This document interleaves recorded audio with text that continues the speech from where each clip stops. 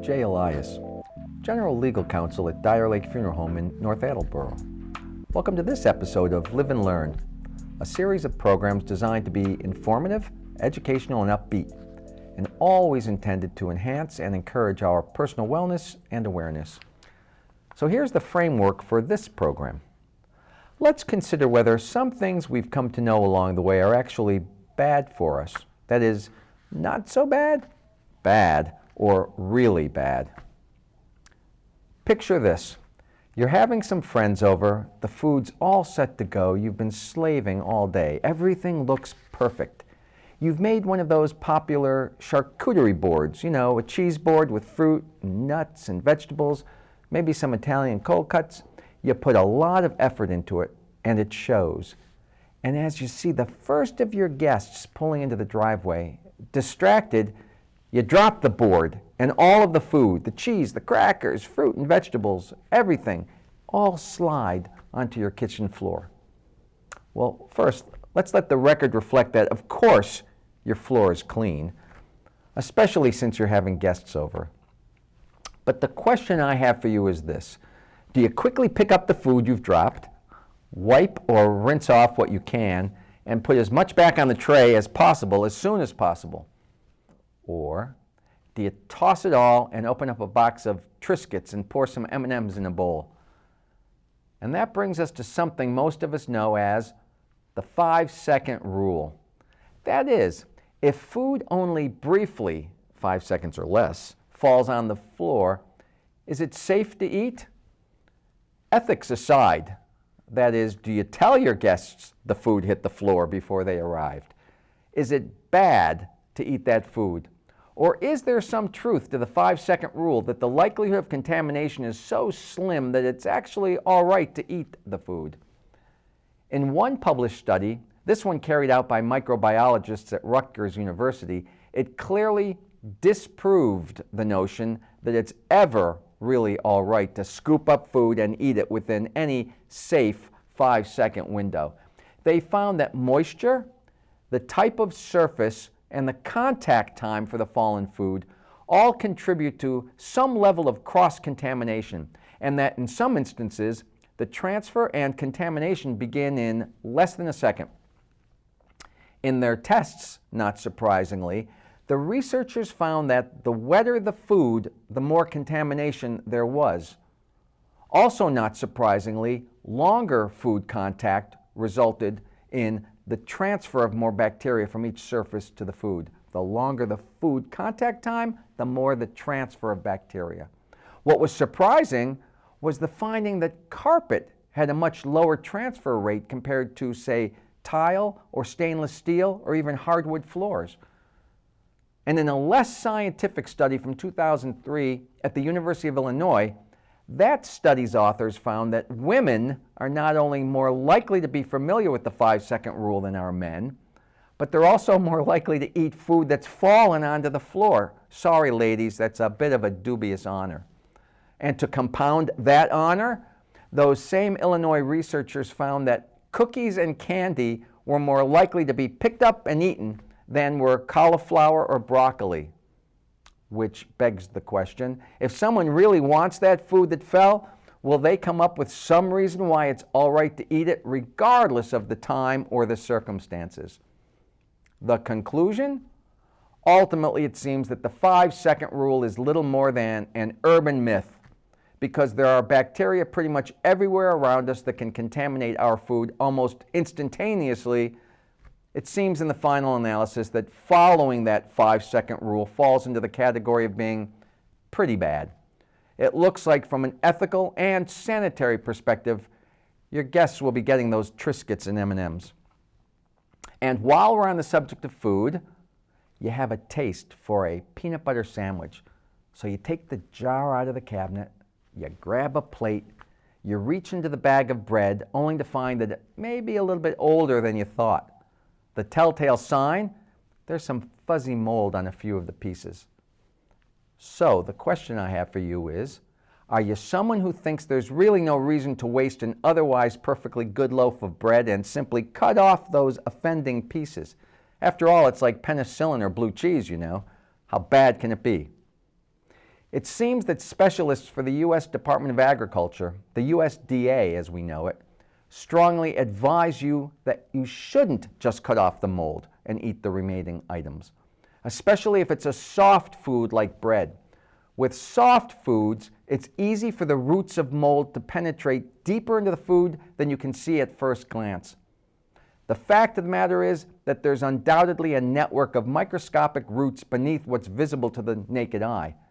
And not only can a mold's penetration into a piece of bread be greater than a quick look suggests, by the time mold has moved in, other harmful kinds of bacteria associated with food spoiling may also have infiltrated the food. Soft foods, lunch meats, jams, they should be tossed once moldy, according to the USDA. But hard cheeses, salamis, and vegetables like carrots, peppers, cabbage, they have tougher surfaces, making it more difficult for a mold's roots to move through. So with those kinds of foods, you can easily cut off the mold at the surface before it ruins the food's interior. And if you accidentally eat moldy food, well, first off, don't panic and don't worry. Don't run to the bathroom, scrub your tongue with a bar of soap. You're not going to die from eating mold. In fact, as long as your immune system is in good shape, you can digest it like any other food. Although some molds can be dangerous, those that are routinely found on your everyday food after a brief period of time usually aren't, according to the USDA. One last caveat, toasting that piece of colorful bread so that you can still eat your peanut butter, not a good idea. It won't kill the mold on it. So the conclusion? Eating moldy food probably won't make you sick, but most food should be thrown away at the first sign of fuzz. How bad is it? Well, anywhere from not so bad to bad, so you may want to avoid it. And there you are, chewing a piece of gum when, oops, you accidentally swallow it. Is that gum going to sit in your gut for 7 or 10 years and wreak havoc with your system? How bad is it to swallow a piece of gum? To begin with, that piece of chewing gum is probably made up of the gum itself, that's the gum base, as well as some kinds of preservatives, flavorings, sweeteners. Although people can't digest the gum base, they can digest the things that have been added to chewing gum, like those sweeteners. Even medicines like the nicotine in nicotine gum can be absorbed. The body absorbs those ingredients through the act of chewing it itself. The rest of it, the gum base, well, out it goes. I'd be remiss if I didn't say that in rare cases, swallowing large amounts of gum or many smaller pieces over a very short period of time can potentially block the digestive tract. But we're talking about large amounts. So the conclusion is, swallowing a piece of gum on occasion is really not so bad. Here's one for you. Bad, not so bad, pretty bad. Whether it's from anxiety, restlessness, or maybe it's enjoying the sound and feeling, there are a lot of reasons why people crack their knuckles. But is it bad to do it? The short answer is that although cracking your knuckles may aggravate some of the people around you, most studies have found that it's really not bad for you. And contrary to what a lot of people may think, it probably won't increase your risk for developing arthritis or any other ailments. So what exactly is that popping sound when someone cracks their knuckles? It's the sound of bubbles bursting in what's called the synovial fluid that helps lubricate the joints in your fingers. The bubbles pop when you pull the bones apart, the joints, either by stretching the fingers or bending them backward, creating negative pressure.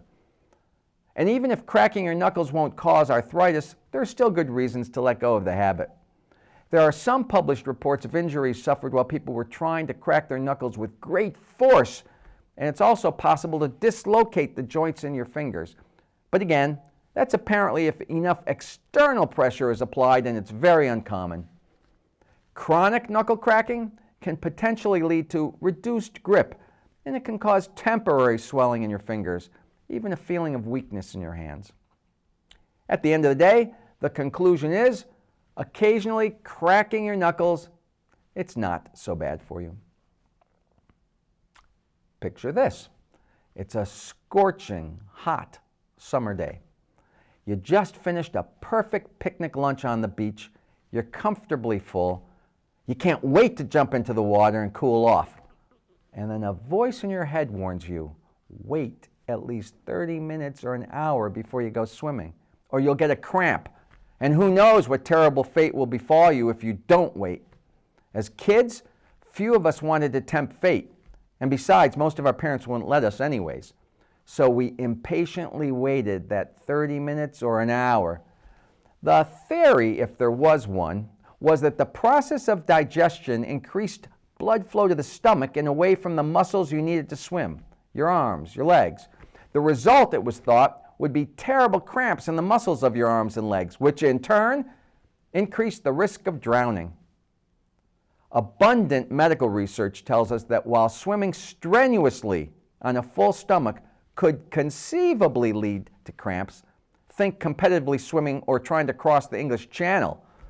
For most of us recreational swimmers, the chances of suffering debilitating cramps, very slim. Although your body does supply extra blood to aid in digestion, it's nowhere near enough to keep your arm and leg muscles from properly functioning. At least one published study that examined drownings in the United States found that fewer than 1% occurred after the person had eaten a meal. On the other hand, studies have consistently found a correlation between drinking alcohol and swimming. For example, in one study among adult drownings in California, researchers found that more than 40% of the deaths were alcohol related. The conclusion is, it's not so bad to go for a swim immediately after you've eaten, unless you plan on swimming across the English Channel, or if you've had a few too many. From summer to winter, picture this. You just took a nice hot shower, thinking you have plenty of time before your ride arrives, but then your ride comes early. So you quickly get dressed, dash out the door. It's the middle of winter, it's freezing cold out. Are you more likely to catch a cold? And is it bad for you to go outside in the freezing cold with wet hair? By the way, it's said we've been calling it a cold as far back as the 16th century, because when we're cold, we get the shivers, our noses begin to run, our eyes may water, just as when we're sick with the virus that causes the common cold. It's called the rhinovirus, to be specific. But is there any connection between feeling cold and getting a cold? And are you really more likely to get a cold when you go outside with wet hair? The short answer is that colds are caused by viruses, not by cold weather or by having wet hair. You catch a cold when you breathe in airborne droplets that are coughed or sneezed into the air by someone who's sick.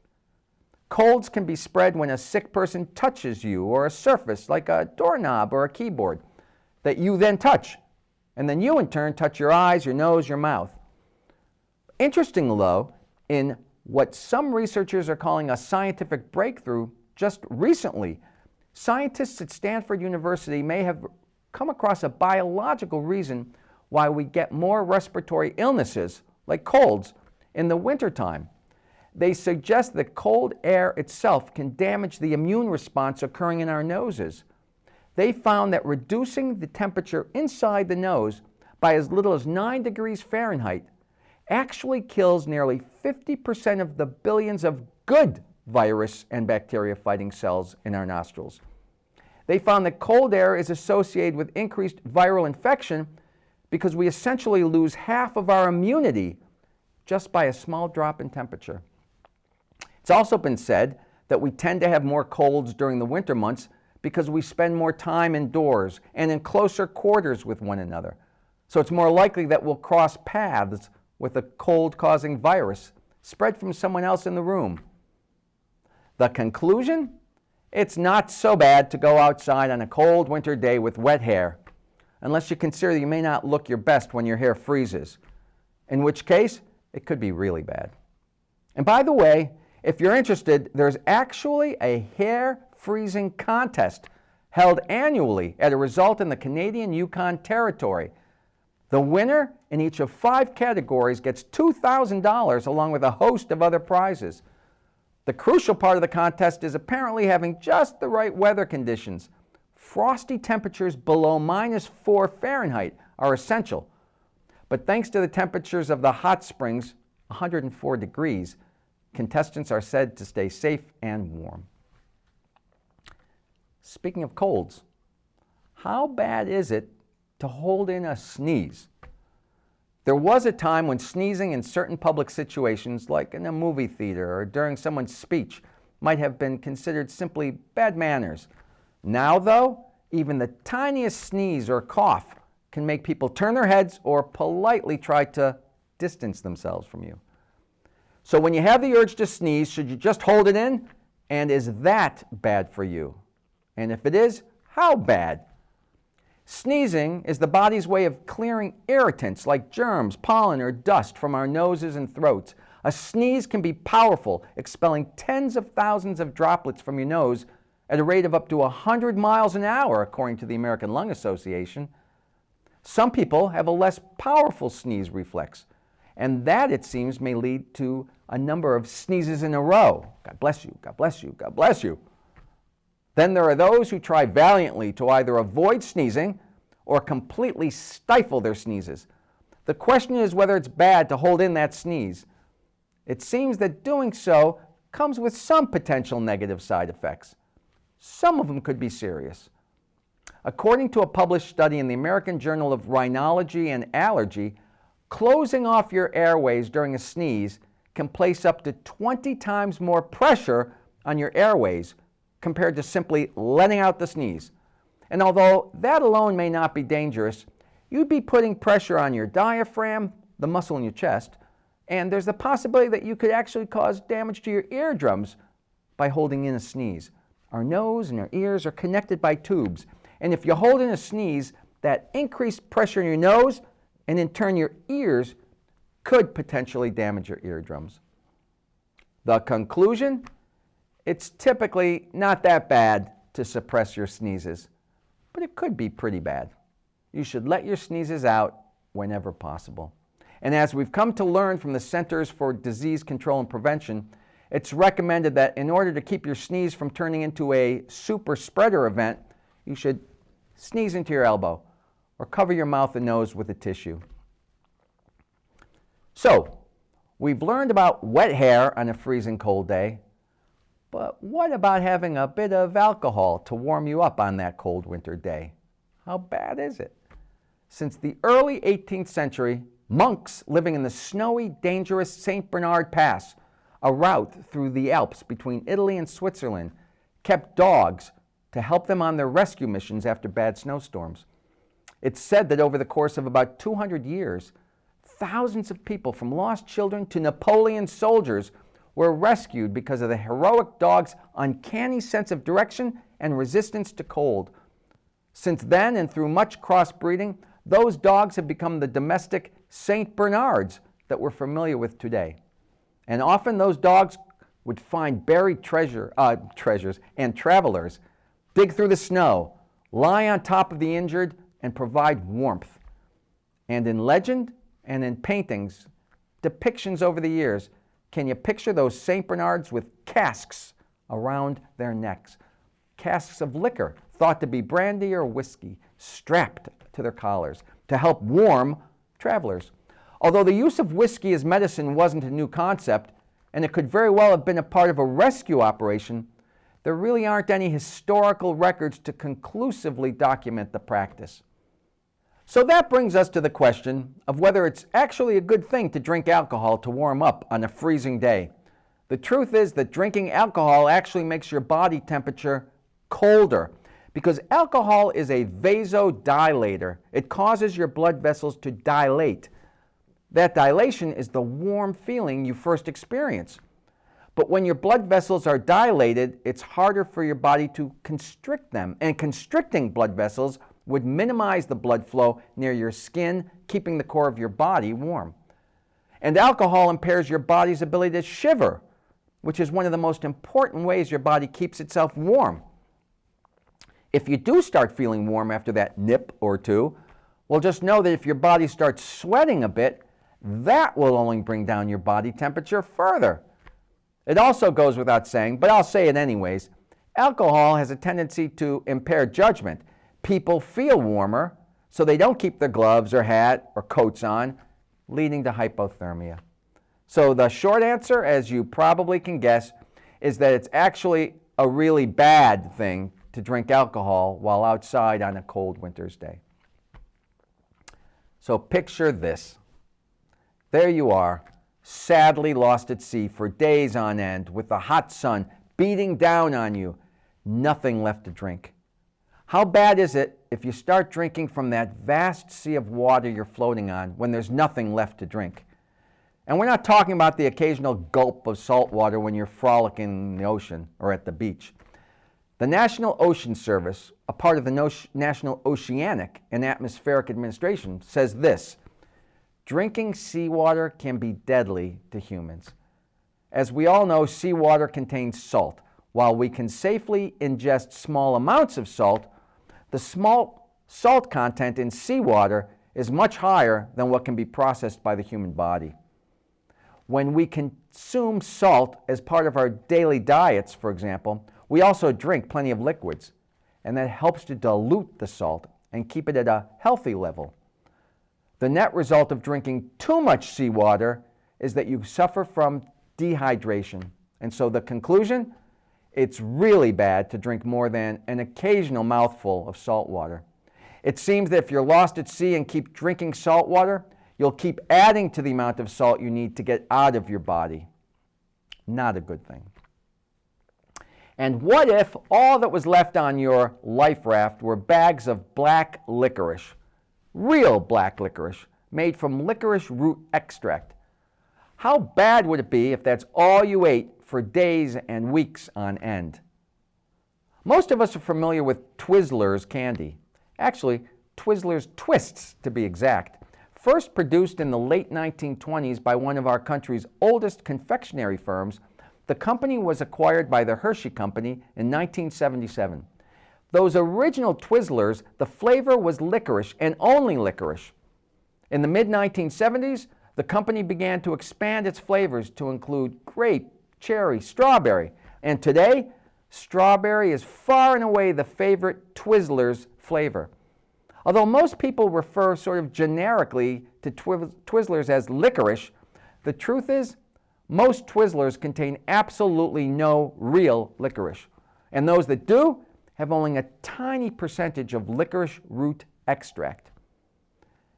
It seems, though, that there have been several similar case reports in medical journals to the one I'm about to tell you about, in which patients experienced a host of heart-related problems traced directly to black licorice. In fact, in 2020, it was reported that black licorice was the culprit in the death of a 54-year-old man in Massachusetts. How is that possible? Overdosing on black licorice?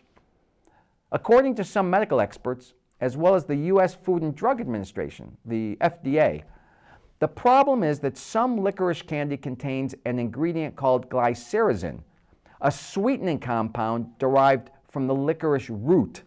When eaten in excessive quantities, like that poor fellow who ate a bag and a half in the course of 3 weeks, a bag and a half a day in the course of 3 weeks, who also had some pre-existing heart problems, eating that much of that enzyme and that chemical apparently caused heart-related complications. So what does Hershey's, the maker of Twizzlers, say about all of this? According to the company's spokesperson, and I quote, "As with any treat or candy, we recommend you eat licorice in moderation and as part of an overall balanced diet." Hershey's added that a majority of its Twizzler sales do not come from black licorice, but rather its red licorice line, including strawberry and cherry flavored products. And those don't contain any amount of that chemical ingredient, glycyrrhizin. Although it does sell a very small amount of traditional Twizzlers black licorice made with real licorice root extract, the amount of that extract and the natural chemicals are minuscule, well below the US FDA's limitation. The conclusion?